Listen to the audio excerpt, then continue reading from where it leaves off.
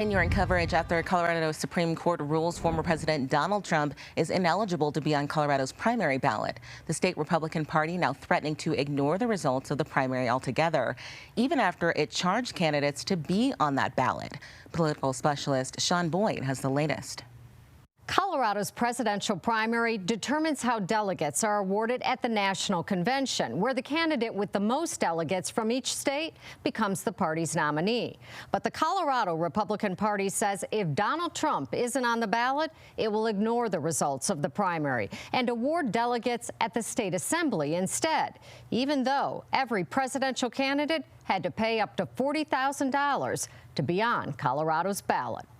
We're trying to make the best choice out of a very bad situation. Colorado Republican Party Chair Dave Williams says he would prefer to allocate delegates based on the results of the state's presidential primary. But he says after the state Supreme Court ruled Republicans' leading candidate couldn't participate, he had no choice but to move to a caucus, where party insiders determine how delegates are awarded. When you have unelected judges who were appointed by our opposition party dictating who we may nominate and who we may potentially vote on, we can't allow that to stand. The Colorado Secretary of State's office says if Williams follows through, he will likely end up in court.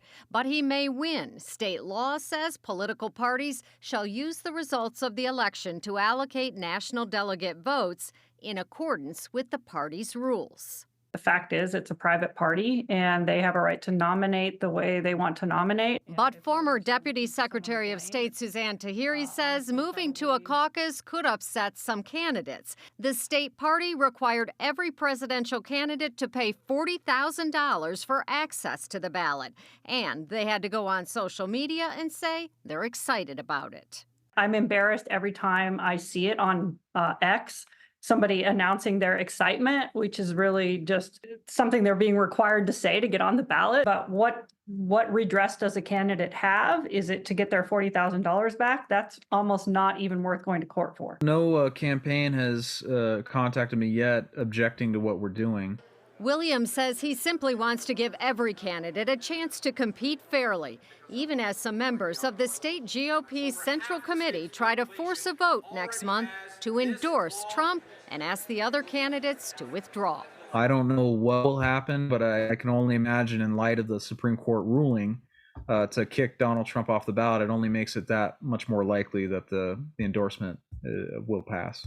Williams says he would prefer the party not to endorse any candidate, but he says he can't stop a vote if 25% of the Central Committee wants it. As for the money candidates paid to get on the ballot, he says it would give them access to the caucus instead. If he goes that route, he needs permission from the national party first, but he's hoping the U.S. Supreme Court will overturn the state court's ruling and make it unnecessary. Sean Boyd, covering Colorado First.